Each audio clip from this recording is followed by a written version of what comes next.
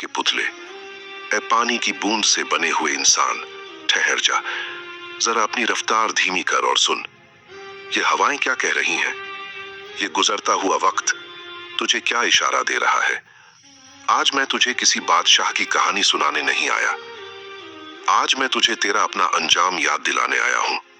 ये लफ्ज मेरे नहीं है, ये बगदाद के मिंबर से गूंजने वाली वो आवाज है जिसने लाखों सोए हुए नसीबों को जगा दिया। ये सुल्तान उल औलिया सरकार गौसे आजम की पुकार है। सरकार गौ से पाक इंसान की बेबसी और गफलत, लापरवाही पर चोट करते हुए फरमाते हैं, ए इंसान, अफसोस है तुझ पर, तूने अपनी दुनिया आबाद करने के लिए अपना दीन बर्बाद कर दिया। जरा अपने गिरेबान में झांक कर देख, तू उन महलों को सजाने में लगा है जिनमें तुझे चंद बरस रहना है, और तूने उस कब्र को भुला दिया जो तेरा असली और हमेशा का घर है। क्या तुझे मालूम नहीं कि कब्र रोजाना तुझे पुकारती है? वो कहती है, ऐ आदम की औलाद, आज तू मेरी पीठ पर अकड़ कर चल रहा है, कल तू मेरे पेट में होगा। आज तू हंस रहा है, कल मेरे अंधेरे में तू रोएगा और कोई आंसू पहुंचने वाला ना होगा। गौस ए आजम फरमाते हैं, तुम अजीब सौदागर हो। तुम वो चीज जमा कर रहे हो, दौलत, जिसे तुम साथ नहीं ले जा सकते, और तुम वो चीज छोड़ रहे हो, नेक अमाल, जिसकी तुम्हें सख्त जरूरत पड़ने वाली है। ऐ दुनिया के दीवाने, ये दुनिया उस मुर्दार की तरह है जिसे कुत्ते नोच रहे हैं। क्या तू भी उन कुत्तों में शामिल होना चाहता है? अल्लाह ने तुझे अशरफ बनाया था, तुझे अपनी पहचान के लिए पैदा किया था, मगर तूने अपने आप को मिट्टी के खिलौनों के बदले बेच दिया। जाग जा, इससे पहले कि इज़राइल, मौत का फरिश्ता, तुझे जगा दे। उस वक्त तेरी चीखें किसी को सुनाई नहीं देंगी। तेरे पास वक्त बहुत कम है और सफर बहुत लंबा। अपने बातिन को टटोल, क्या तेरे दिल में अल्लाह है या सिर्फ दुनिया का लालच? अगर आज मौत आ गई तो अपने रब को क्या मुंह दिखाएगा? आगे बढ़िए और अपने दिल को थाम लीजिए, क्योंकि अब जो बात आ रही है वो हमारे और आपके जैसे इबादत करने वालों के मुंह पर तमाचा है। हम नमाजें भी पढ़ते हैं, रोजे भी रखते हैं, हुलिया भी दीनदारों वाला बनाते हैं, मगर हमारे अंदर सुकून क्यों नहीं है? हमारी दुआओं में असर क्यों नहीं है? सुनिए मसीहा ए उम्मत क्या फरमाते हैं। सरकार गौसे आजम फरमाते हैं, ऐ झूठे इंसान, तू अल्लाह की इबादत नहीं करता, तू तो खल्क, लोगों की इबादत करता है। तेरा सजदा अल्लाह के लिए नहीं होता, बल्कि इसलिए होता है कि लोग तुझे नेक कहें। तू अपनी नेकियों को बाजार में सजा कर बेचता है ताकि दुनिया तुझे इज्जत दे।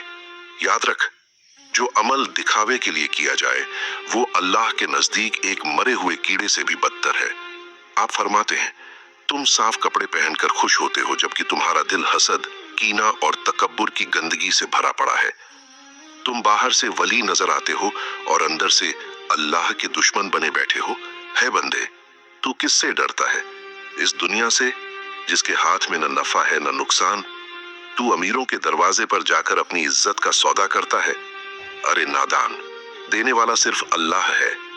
ये लोग तो खुद मोहताज हैं, ये तुझे क्या देंगे? अपने नफ्स की गर्दन पर छुरी चला दे।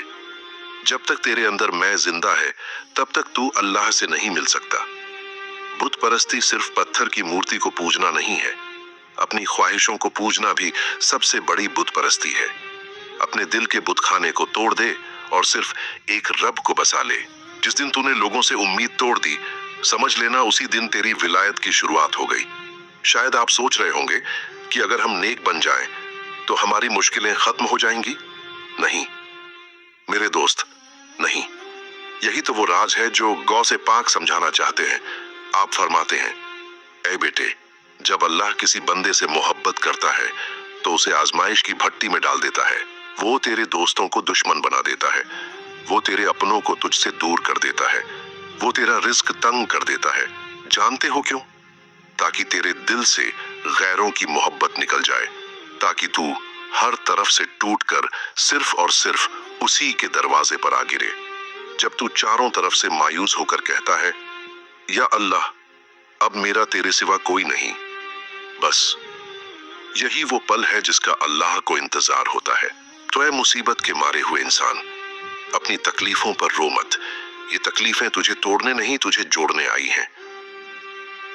गौसे आजम फरमाते हैं, बीमारी, गरीबी और जिल्लत, ये सब अल्लाह की रस्सियां हैं जो तुझे दुनिया की दलदल से खींचकर उसके करीब लाती हैं। अगर तेरी जिंदगी में सुकून है और तू गुनाहों में मस्त है तो डर, कहीं अल्लाह ने तुझे भुला तो नहीं दिया। लेकिन अगर तू मुसीबत में है और तेरी जबान पर उसका नाम है तो खुश हो जा, तेरा रब तुझे याद कर रहा है। अब सुनिए उस मंजिल की बात जिसे तवक्कुल कहते हैं। इंसान सबसे ज्यादा परेशान अपनी रोजी रोटी और मुस्तकबिल के लिए होता है। सरकार गौ से पाक एक ऐसी मिसाल देते हैं जो दिल में उतर जाए। आप फरमाते हैं, ऐ कमजोर ईमान वाले, क्या तुझे अपने रब पर इतना भी भरोसा नहीं जितना एक छोटे बच्चे को अपनी माँ पर होता है।